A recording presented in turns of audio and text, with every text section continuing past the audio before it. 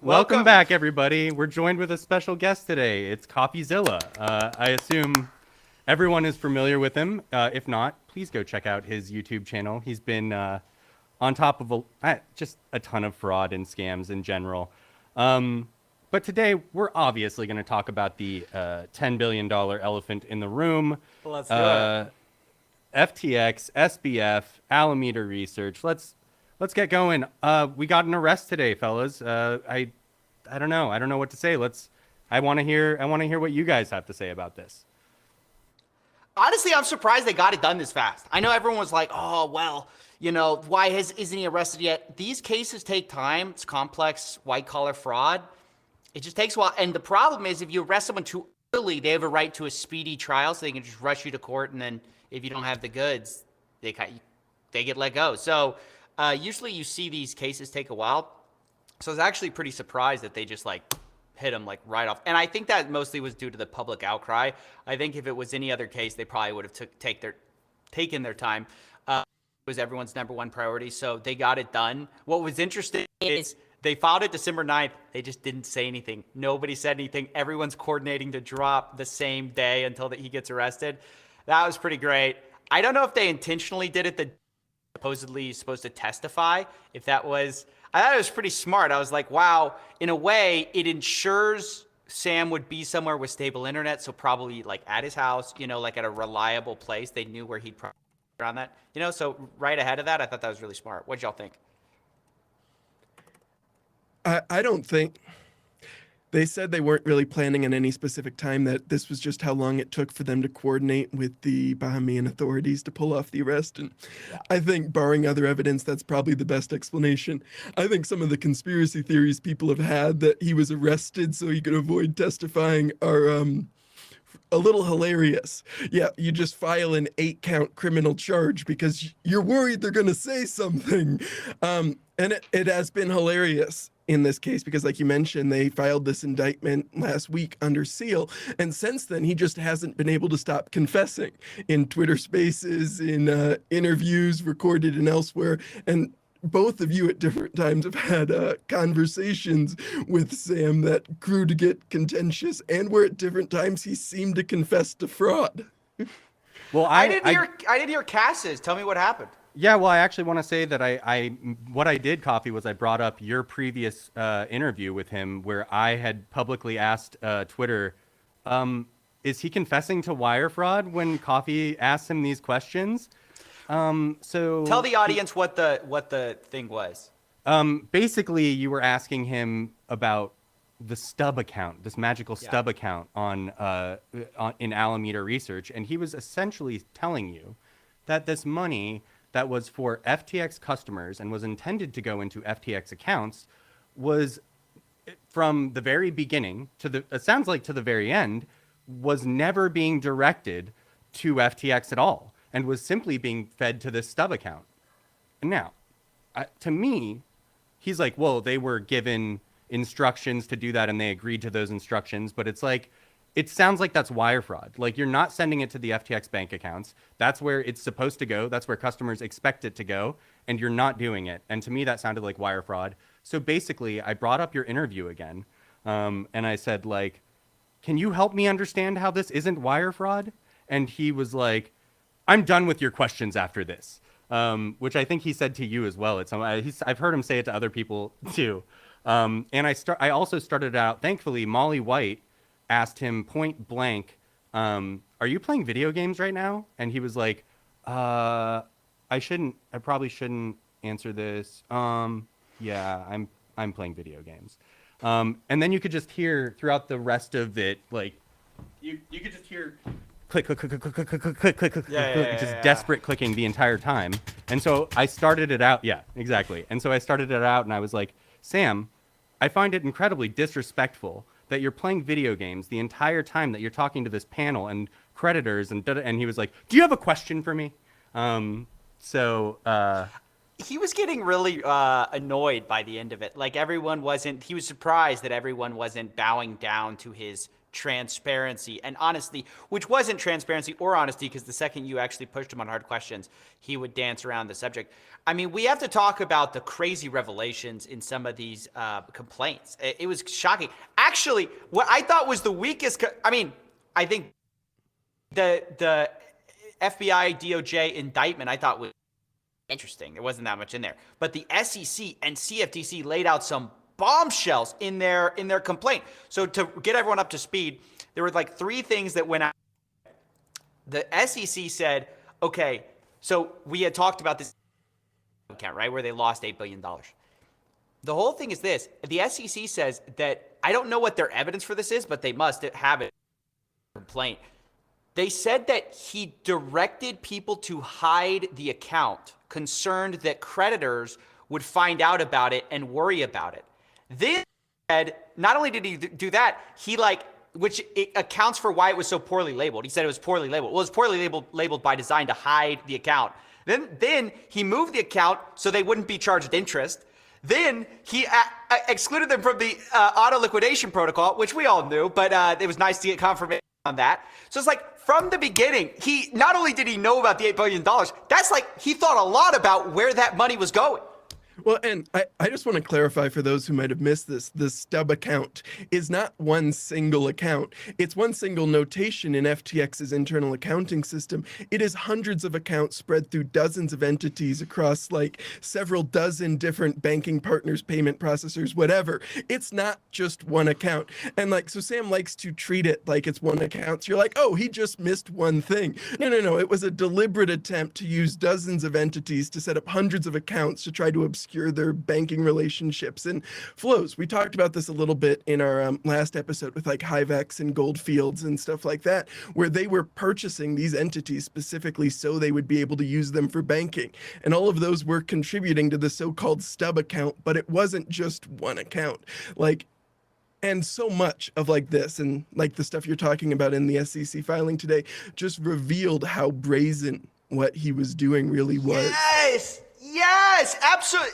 It's unbelievable. You look at it, you go, because listen, nobody distrusts Sam more than me. But even I was reading this complaint and I was like, he really lied about it all. Like, of course I thought that, but like to actually read it and to see it, you go, wow, he went on interview after interview and lied to people's faces over and over. Did he not think this would come out? I actually want to bring up, because we're talking about these charges. So we're talking about the SEC and the CFTC and all of this stuff. But I do think one of the interesting things here that I would like to hear both of you comment on is that we've got a money laundering charge. We're doing this in the Southern District of New York, which poses RICO issues here. Yeah, like what do we think about this money laundering charge? I think that's actually a pretty big deal. I think a lot of people were really skeptical a couple weeks ago when I said he was going to get indicted for money laundering, and I was right and they were wrong. We've talked about this in past episodes before, but money laundering is actually a relatively broad charge. Like, your general conception of it is narco cartels trying to launder cash proceeds into the banking system, right? But the crime itself encompasses a lot of activities that are just around hiding the source of funds. And so if you do something like commit wire fraud and then try to take the proceeds of committing wire fraud and get it into the banking system, there's a chance that ends up charged with money laundering. And so there is still kind of an outstanding question: is Sam Bankman-Fried being charged with money laundering in the sense that he was facilitating flows for organized crime, or is he getting charged with money laundering in the sense that he was committing bank fraud, wire fraud, and all these other things? So it was very easy to charge him with that as well. And like even like when he was spending it on venture capital. Is that is that money laundering? Because you're moving funds that should have been customers, you're putting it into investment vehicles. I don't know. It is a bit different than what you'd expect. You do expect kind of the narco thing, but I don't think that's what they're going for. I mean, ultimately, how many of these charges do you think will stick? I don't see a jury being very sympathetic to this guy. No, I think that these 8 are the beginning. There's going to be superseding indictments on him specifically. And I think they've basically said in the indictment that there are other unindicted co-conspirators. And so I expect we're going to see more indictments for other members of the executive team soon. That's right. And I feel that even more strongly after seeing Reuters report that they got the part of the code base where Singh, the CTO, was describing setting up the no liquidation parameters for Alameda. I feel pretty confident we're going to see more indictments and more charges. And I expect these 8 will stick and more if he doesn't work out a good deal. This is you bring up the next topic that I think is really important. Another thing that happened today, which is John Ray III appeared in front of Congress. And wow. I mean, first of all, I'm going to say, to me, it seems pretty clear. Oh, absolutely. Yeah. Congratulations to him. What a performance. It was fantastic. And it's clear to me that he is sharing everything with every 3-letter and 4-letter agency that they need to see. And perhaps this is part of why we saw the expediency of these charges and this push to get him extradited as quickly as possible. Like, let's talk about his appearance today in general. Yeah, I'll start. I mean, I knew from the way he wrote that he was a very careful professional. He wasn't new to this. And I think he put on a masterclass. I mean, simultaneously, he said some pretty damning things about Sam while giving off the total appearance of objectivity, not bias. He could have come in ham-fisted and like banging the gavel on this guy's guilty. That he doesn't do any of that. Instead, he lays out a very cold view of what FTX was in terms of they didn't have this. They didn't have an accounting department. They were using QuickBooks. No, I don't think he could have possibly not known about this thing. And by doing that, instead of coming in, like, I honestly thought a lot of the Congress, the congressmen and women did not do such a good job, either because they were trying to beat their like constituent point, one little thing that they have to talk about, or because they just really didn't grasp the subject, or they were looking for this like slam dunk moment of, do you think he committed fraud? Yes or no? But I think what John Ray did was great because he sets up himself as the responsible person in the room who's going to get to the bottom of it all. He gives you confidence in him as like an executor of this whole thing. And I think he also gave some pretty good evidence. Well, and he specifically accused Sam of embezzlement.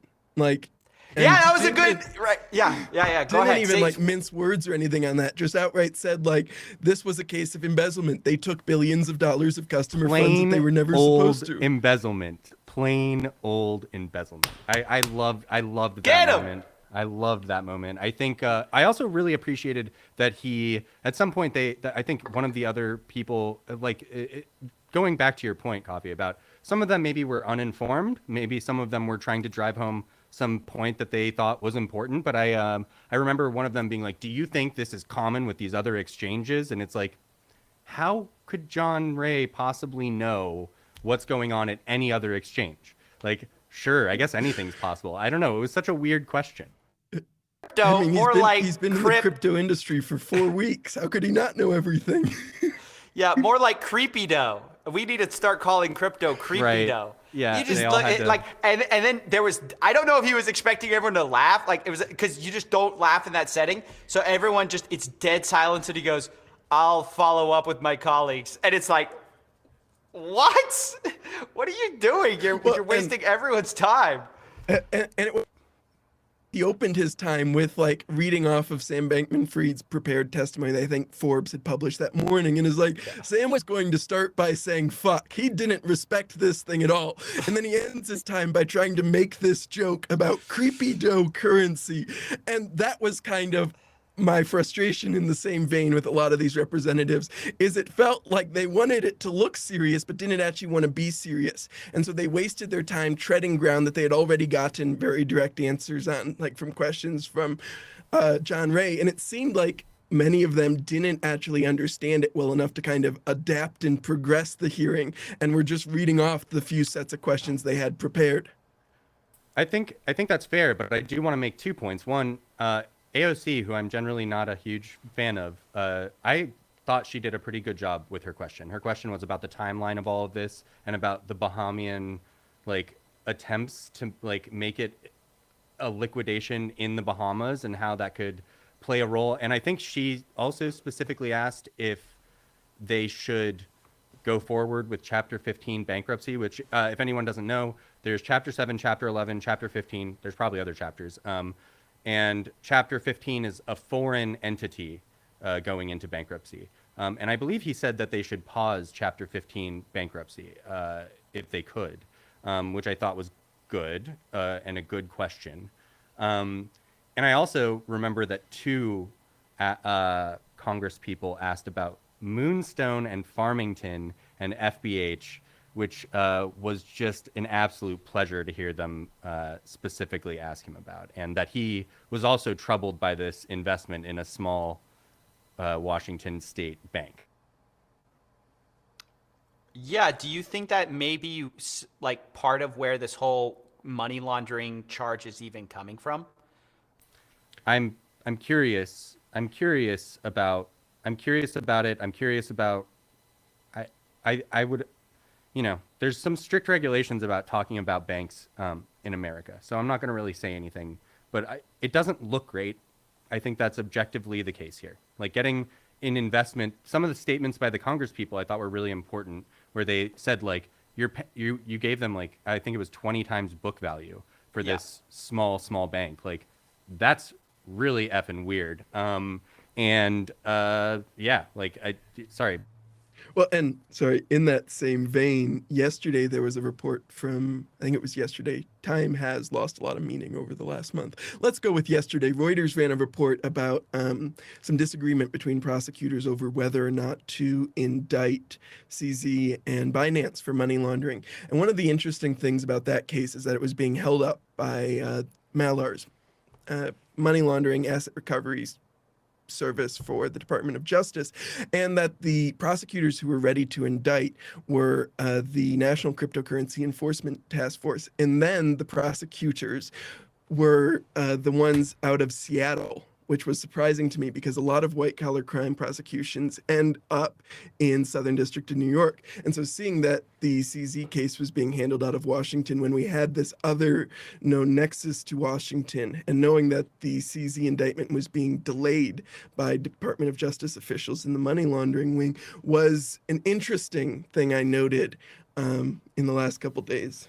Worth mentioning, Protego Trust is another Washington-based kind of, it's not a bank, it's a trust, but they provide a lot of services for cryptocurrency businesses. I think they were also partnered with FTX in some sense. So yeah, there's got to be a lot of questions for these banks that did have, by the way, these are two, one bank and some trusts in Washington had access to the Federal Reserve, which again, like these are where you start getting into questions about, wow, that seems like something that is uncouth, like at least uncouth. Who knows the legality of what's going on, what it means for the bank itself. But I think if Congress is going, this seems fishy, and John Ray III is saying, I agree, yeah, there's probably something that's going to come of that. I'm wondering what else is sticking out for you, Coffee, in terms of the past few days, like stuff that is gonna, you think, come up again in the coming months, weeks? I think the CFTC had a huge revelation in their piece. Have y'all read it's like a 40-page deal. Mm-hmm. I thought it was I think page 23 where it talks about wrote a blog post and never published it. This was insane to me. He wrote a blog post basically saying, I need to wrap up Alameda. The cost of capital isn't worth it. But then he says something like, the implication was where he says, I didn't hedge, and because I didn't hedge enough, the expected value was lower than Alameda, the money that Alameda has made and will ever make. What does that mean? It means I lost more money with Alameda than I made or ever will make. It means there's no coming back from this. That, like, said it plain and simple. I probably should shut it down because we lost all the money and we'll never make it. That's literally what he said. So, or translating his kind of weird expected value, effective altruist talk, right? So I thought that was absolutely stunning because that finally places us before November, before his whole talk, of it all got screwy in November. No. He knew things were messed up before in September. And if that's the case, and in that post, he goes, I should have wrapped it up a year ago, which means the problem started way back. That has huge implications to what his motivations were and his culpability in this whole thing, because now he can't, the excuse of I found in November that we were in trouble has totally gone out of the window. Yeah, absolutely. And in like that same post you're talking about, there's a line where he suggests that like as much as he should be shutting down Alameda Research because of the things it's engaged in, I don't know if it really can be shut down. And then of course they end up not shutting it down because they can't. One of the other things that was really interesting to me that also challenges the timeline he's been trying to spread is in that same CFTC thing, they talk about how in May of 2022, a whole bunch of lenders start calling in their loans they had extended to Alameda Research. And that at this point, in order to preserve Alameda Research, Sam Bankman-Fried personally directs billions of more dollars over to Alameda Research to allow them to stay functional. But the CFTC specifically noted that before this point, Alameda Research already had billions of dollars of FTX assets. And so this had started like even before the lenders called the loans in May of 2022. And so like it had been going on for this entire time. And a lot of the filings emphasize that. The SEC one used the language, Bankman-Fried was orchestrating a massive years-long fraud, diverting billions of dollars of the trading platform's customer funds for his own personal benefit and to help grow his crypto empire. CFTC said FTX, through their sister company Alameda, had been surreptitiously siphoning off customer funds for its own use, and over $8 billion in customer deposits were now missing. All of these things lay out like behaviors that have been going on for years and that were part of like this broad orchestrated and deliberate fraud. I want to actually say something that Bennett and I, not to say that there's no hard evidence of this, but I think something both of us have kind of agreed on is this idea that there was that SBF was seen as this wonderkind who was like able to do this magical Japanese arbitrage with Alameda Research back in the day. By the way, Alameda Research founded in Berkeley, California, and then moved to Hong Kong. So we're talking about like clear connections to the U.S. banking system, clear connections to U.S. regulators and law enforcement agencies right from the very beginning. But for some reason, somehow, this 25-year-old, like really just fresh out of finance, is able to do a Japanese arbitrage trade that no one else in the world is able to accomplish. It's insane to me. Not only is it insane, but I don't believe it. And I think what we're talking about here actually is probably just money laundering. Is probably just money laundering from the very beginning. Like I think there's no reality to this ever being at face value a reasonable, fair company that was making a bunch of money. I don't believe it. What do you mean by money laundering? Like, well, let's drill down on that a little bit, because we're back to Bennett's whole thing of money laundering thing, right? Any kind of, you have money, you use it for this without trying to not let anyone know. So what do you think that is? Well, I think what we're talking about, no one knows who funded him, who gave him all this money to make this arbitrage trade apparently worth it. Everyone I've spoken to who's in Japan has said there's no way that banks, any bank, regional or large, would allow this trade to happen, period. Like, the only way they would allow it to happen is if you bribed somebody, or if you basically if you just paid a bunch of mules to move this money out for you. Both of these, like, one of these is structuring, more or less, and one of them is, bribery, which is completely illegal.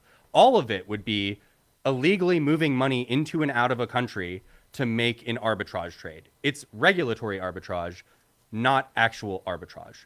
And I think that's what I'm talking about here. This guy never made money legally. It was always, at best, hard gray. Sorry, go ahead, Bennett.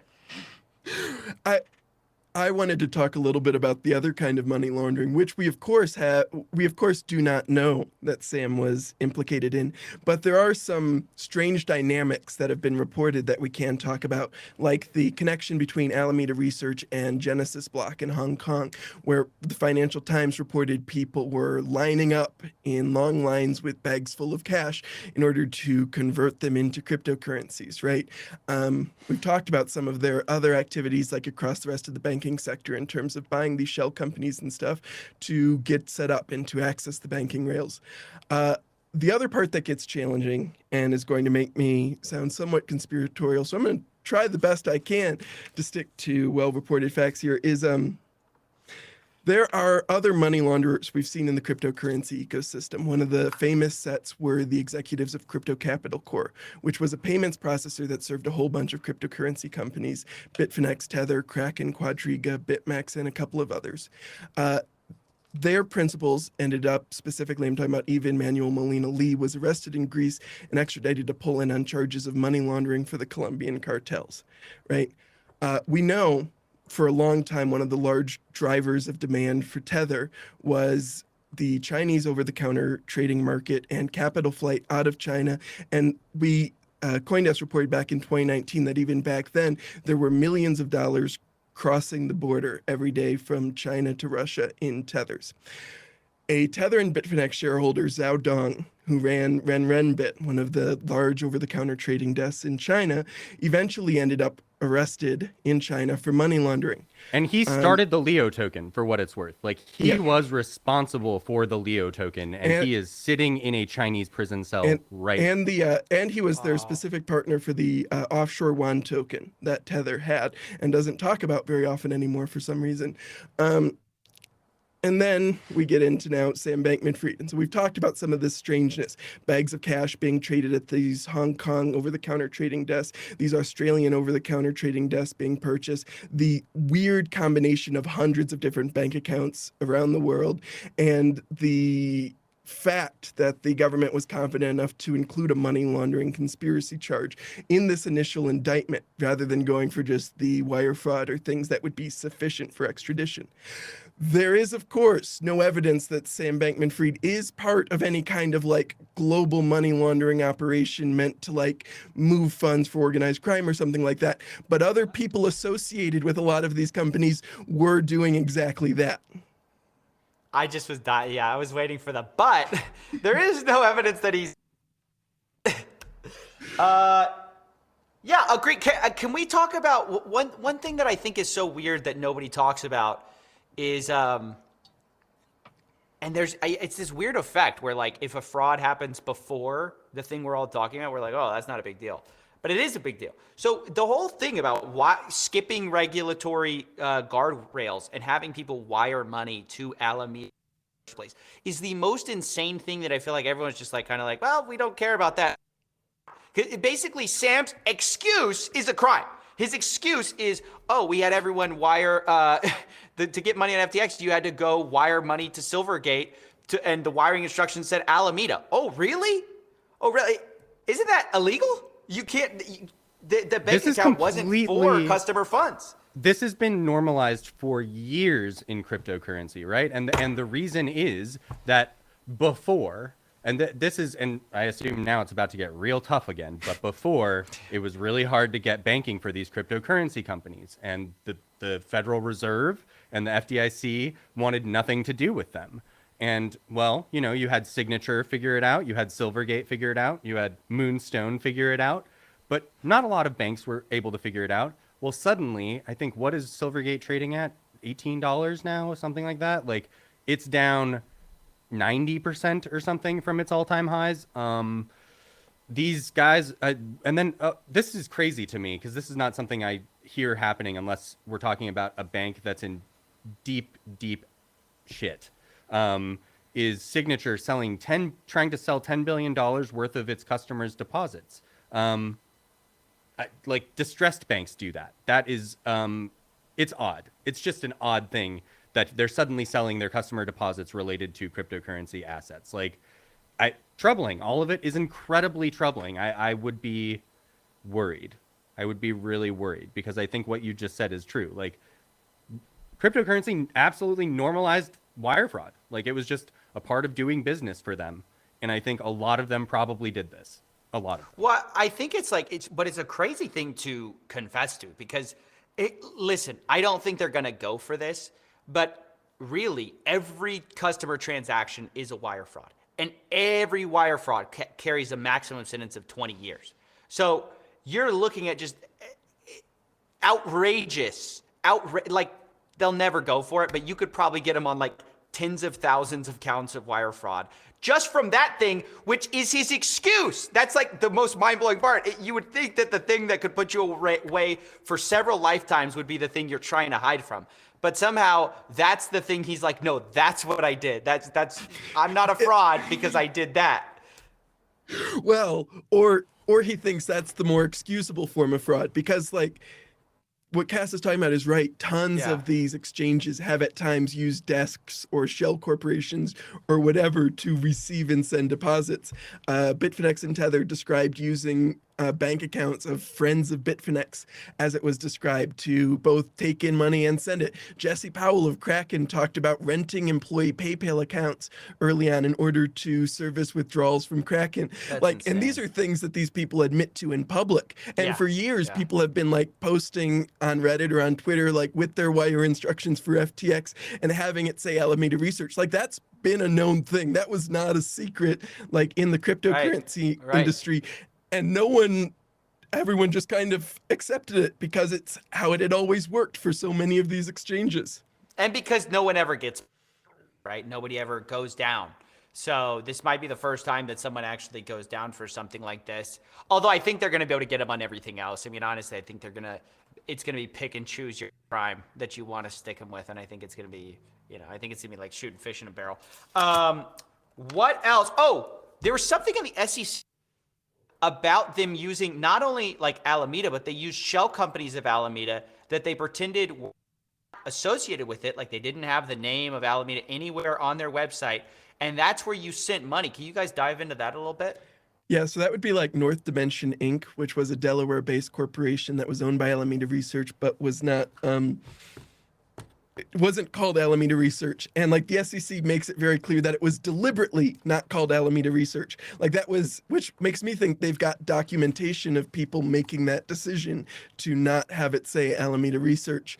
And so with that, they were accepting these wires for FTX through an Alameda-owned subsidiary that they were trying to hide the fact was an Alameda-owned subsidiary, which again is very similar to the story with HiveEx that we've talked about in Australia. And North Dimension Inc. may be weirder even than it looks, at least as of a couple weeks ago when I first looked into it. If you Googled it, you came up with a weird electronics retailer that seemed to be trying to claim it was doing import-export of electronics under the name North Dimension Inc. And I'm mentioning that fact not because I've 100% confirmed that website is tied to the North Dimension Inc. that SBF was using, but because in like the case of Crypto Capital Core and things like that, some of the shell corporations which were set up for them to get bank accounts, one of the common things they would say they were doing was import-export to try to explain why they were getting relatively frequent wires in and out of their accounts to the banks. And that's broadly one of the common tactics for money launderers, because you can mark your products to whatever you want, you invoice it to someone across, and you've got a justification for the flow coming back into your account. And so when I saw that North Dimension Inc. was set, like when you search that name, the website you found was this electronics importer-exporter, that was a little notable to me. Well, I guess that's super interesting. I guess we've also, Bennett and I, we've also seen other industries that could be incredibly useful and easy to money launder in, supporting cryptocurrency conferences in the Bahamas and all of this other stuff. But I guess my question is, if we know all of this, and we know that these charges are now being brought against Sam Bankman-Fried, this is similar to the question that we spoke about last time, which is like contagion. We're all talking about contagion risk, but I think now we have a new aspect of this contagion risk, which some people are already discussing, but this idea of like, is SBF going to sing? Like, are a bunch of people about to get in trouble because SBF opens up and tries to somehow get out of, let's say, whatever he could face, 100 years in prison? Like, what is going to happen right now? What do you guys think? That's a great question. It all depends. Does he have the skill? Is it sufficient that he could roll like that and be actually get him time off? The other thing that I find dubious is that he's so much the boss that they want to take down that the odds of them cutting a deal, like a good deal with him, is to me so low. I think they probably, if they have cut deals with other FTX top brass to, as they already know, okay, how many of these guys do we really want to go after? Okay, we'll give you some easy plea deal. And that might be where they get the really good information from. But it's a really good question. I mean, I think there's questions about what their connection is to like Genesis. I mean, I think Genesis is a fascinating case of they've been lying to people saying they're solvent, they're fine, until they're not fine. And they have some connection to, this is like kind of like another thing I'd love clarification on. So this is kind of like off topic, but it goes back to your thing about like contagion, like what was going on. One thing I don't understand is Sequoia invested in FTX, right? Or Alameda. FTX. Then they invest with a subsidiary, they invest back in Sequoia to the effect that I think they only actually got something like $10 million, but the was like $210 million. So there's this huge pressy headline, but there was this really strange reinvestment back into their fund that seemed extremely quid pro quo. What do you make of that? And this is supposedly the legit guys, right? Yeah, that was quite suspicious. They did get the investment from Sequoia, and then the round trip investment back did come from Alameda. Alameda was the one who then invested to become an LP back in Sequoia, which did look quite strange because you would assume that they had better uses for that money than investing in VCs when they're also VCs themselves. Yeah, that was quite a strange little bit there. I do kind of want to go back, sorry, before we move on the potential of like Sam flipping or exposing other things. Yeah. Is in his prepared testimony, one of the things he submitted was screenshots of the supposed exchange coordination chat, where a bunch of different exchange executives were discussing what they should do to help stabilize the industry.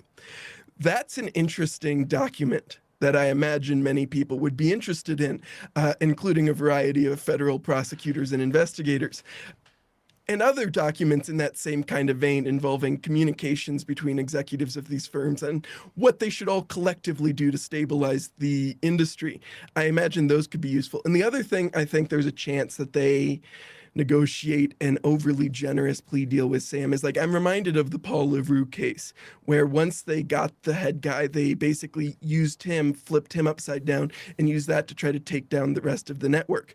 Their effectiveness doing that is quite debatable, but that was kind of broadly their goal with that. And I think in SBF, there might be kind of a case where they could possibly go both up and down, right? If you can potentially get enough information to get an indictment for Binance or for CZ or someone who operates a many billion-dollar pseudo money market fund or something like that, that might be valuable enough that you take a 3 lifetime sentence and make it 20 years with a chance for good behavior or something, right? And so I think there might be a chance that Sam's got some play on the table there.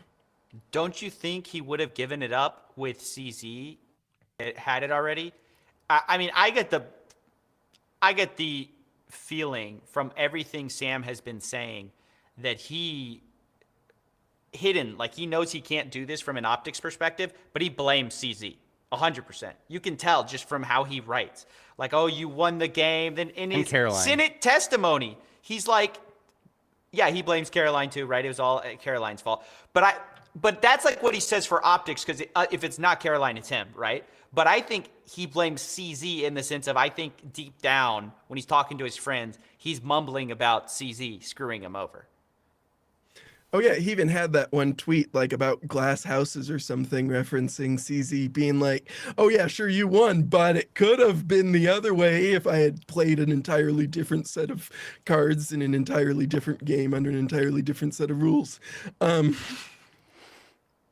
I, yep. I do want to go back to what Coffee was saying about Sequoia, because I think this is something that people like us who aren't centimillionaires or billionaires aren't super familiar with. But I bet you anything that this is not the most uncommon thing in the world when it comes to venture capital, and especially when it comes to cryptocurrency in general, is this kind of like backwater.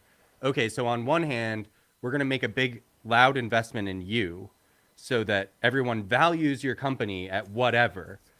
And then we're going to get that money back, though, through whatever back channel that we need to figure out. We're going to get that money back from you for the most part. It's actually a minimal investment. And ultimately, we can't lose much money because, look, now your value is hyperinflated. I don't think this is as uncommon as we'd hope so, but it also so vividly reminds me of the It's Always Sunny scene where they make their own currency and they're like, they think they're getting all the people to pay and make them a bunch of money, but it turns out they were just passing their own dumb currency around. Like, that is definitely how this feels. And now they're out of beer. Yeah, and now they're out of beer. Exactly. That is how this feels. But only if it was in the case of Hive Finance with actual millions also being passed around with using your crappy currency collateral. Then they would actually square. Oh, it's so crazy. Yeah, that's really interesting. I saw a bunch of speaking of that, there's so many lenders who took FTT as collateral, but I think a lot of them actually pulled it back. I think that's actually why I was kind of surprised when I looked at their filings. I thought I'd see more lenders with huge claims, but a lot of them really did pull back, and I think that is where the problem appeared. I think they had lost the money kind of throughout maybe 2021, maybe part of 2022, and that when they really pulled the money out, it was like, oh no, we have no cash. I think that is exactly right. And like in that vein, we have described like in May of 2022, when a bunch of the lenders called in the loans, Bankman-Fried directing them to send billions of dollars over to Alameda to keep it viable. And one of the most interesting pieces kind of connected to this, in my mind, at least in the CFTC filing, was when they talked about Sam Bankman-Fried's little acquisition spree he tried to go on a few months ago when he was buying up many of these same lenders. And one of the things the CFTC specifically said is that his goal was to fill the hole in customer funds that had been created. His goal with buying up all of these different bankrupt companies and whatever was to use their assets to try to cover his own liquidity hole. It was just a brazen gambit. Crazy. It's crazy, but it's also like, how obvious in hindsight, right? Like, how obvious is this in hindsight? Like, oh, who's going to buy BlockFi? Why would you buy BlockFi? It's a business that doesn't work, that went out of business because they were offering something that was completely unsustainable. Ultimately, you're buying it because there's still customer funds there that you can access and use to trade with. Like, wow, that is exactly what this guy did. Surprise, but no, not. It's the same as like, oh, of course he's lying about everything. But then every time he lies again, you're like, I can't believe he lied about that. So yeah, it's infuriating and frustrating, all of this. Sorry, Coffee, go ahead. Well, especially if you just remember what that summer was like and the praise that he got, the hero worship that happened. He's the Jamie Dimon of crypto. He's saving the world. The buck stops with Sam Bankman-Fried. That was what everyone was saying, and it was all a crock. I mean, turns out he was paying off people at the block. He was paying off all the journalists. It's crazy. It's outrageous, actually, is what it is. I will say that it is wild that the former CEO of the block, accepted. I think he got a loan of shareholder, and currently still the majority shareholder. Got a $16 million loan from FTX to buy some real estate. The clawbacks on this are going to be impossible. It's going to be so brutal. That's what I was I was actually about to say. This is I wonder, so once he's extradited, do we think that the Bahamas just takes these assets and makes them their own? Great question. I mean, this is the problem with jurisdictional like battles. I mean, it's very tough to say. I don't know, Bennett, do you have any insight here? The Enron or it's the Madoff clawbacks that are still going on, where they just got another part of the funds and were able to release it like a couple months ago or something, right? And so like, yeah, these clawbacks are going to be ongoing for a decade, maybe more, as they try to fight across the global court system. And like, even in the testimony today, John Ray specifically said that like part of the problem is some of these accounts are not in the name of FTX or Alameda Research or whatever, and that may make it more challenging for them to exercise their claim on the funds. That's very interesting. I wanted to quickly bring up, because I got to go in 5 minutes, but I got to quickly bring up Binance. They got $1 billion out of this whole deal. I think they initially got 100 million in, and they got $2 billion out, but I think they didn't cash. I think they said they had some amount in FTT, which is now worthless. So let's just say they got an even $1 billion. I don't actually know. What happens to that? Does that get clawed back? From the start, this was a fraud, and this is a huge chunk of your funds. You have billions of dollars missing. This seems like funds that Binance got through fraud, basically. What do you guys think? I think that's going to be a little bit challenging. Protos reported on the Series B1 documents a little bit about that acquisition, and it was done, again, using Alameda Research to repurchase the FTX equity, not FTX itself. And a large portion of that was done in the FTT token, with the remainder being done in BUSD. There's still some things I'm struggling with, because like the filings today suggested that when FTX started, Binance was a 20% owner. By the time they were repurchasing the shares from Alameda Research, Binance was less than 10% owner, so they must have changed the share structure at some point between when they were founded and the Series B1 that ended up diluting Binance without them buying back the equity. And then there was this equity, and I imagine there could be potential clawbacks, but it's again one of those kind of challenging cases, because what documentation is actually going to exist for this transaction? Which entities, like corporations, were actually involved in it? Do those corporations still exist? Binance has switched like its nominal like corporation like what 4 times in the last 5 years. Like it's going to be a challenging thing for a lot of lawyers. Regardless, I will say that CZ has absolutely painted a target on his back, and they're gonna try to figure out a way to bring charges. He should have kept his mouth shut when he said, absolutely. "Oh, I got all this money from." You shouldn't have said that, buddy.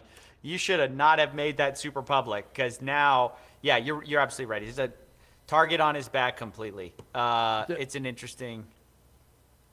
The last thing I want to bring up before you head off, Coffee, I know you got to go, but here's the last thing I would like to bring up is, while all of this has been going on, a few other former scammers have been nice and loud and boisterous and making these beautiful comebacks. I'm specifically talking about Suzu, Kyle Davies, and our boy Do Kwon, and how, one, Do Kwon is in Serbia, which is located right next to Kosovo, which is one of, I think, 5 countries that aren't on the Interpol, part of Interpol. So he doesn't get picked up via Interpol, clearly. But we also have Suzu and Kyle Davies in the United Arab Emirates blaming a credit bubble, essentially. Do you think these guys can make a comeback? What's next for them, and what are they doing? I think it's okay. So first of all, I think it's so funny that basically everyone got super mad at them, so they left the room, and then somebody makes a bigger mess at the party, and they kind of like peek their head back in. They're like, "Hey guys, we're not that bad, right? We're just kidding, right?" No, I mean, listen. Obviously, with me, they're never gonna make a comeback. But I mean, with other people, who knows? It's really weird. It actually, the history. Collar fraud prosecution is kind of pathetic, and you get these anti-heroes that, because they never go down, they're all valorized, they're glorified.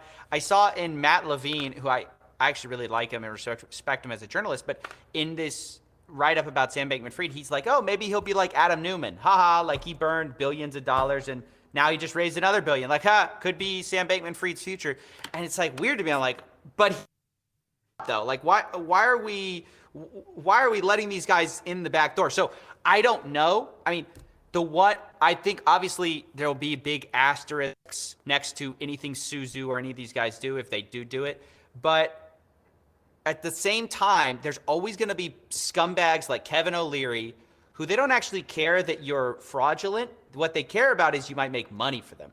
And so you ran up a company to, billions of dollars. That works for me. As long as I'm not the one you backstab in the end or you default on.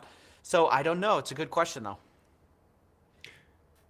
Well, thank you very much for joining us today, Coffee. If you got any passing thoughts, leave them on your way out, and everyone make sure to check out Coffee's work.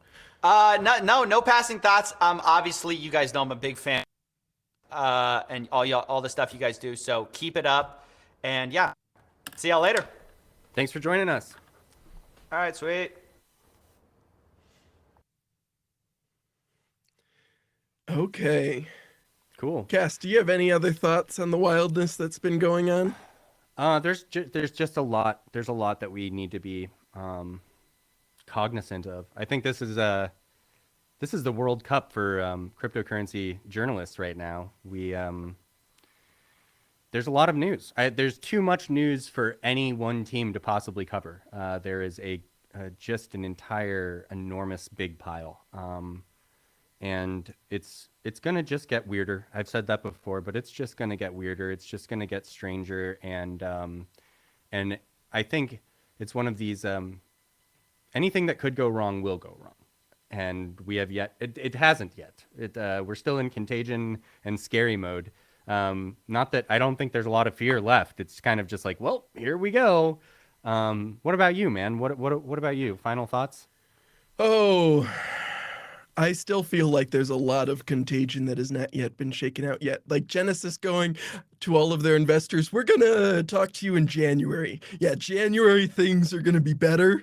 We're going to find the money in January. See y'all then. That doesn't leave me with a great feeling.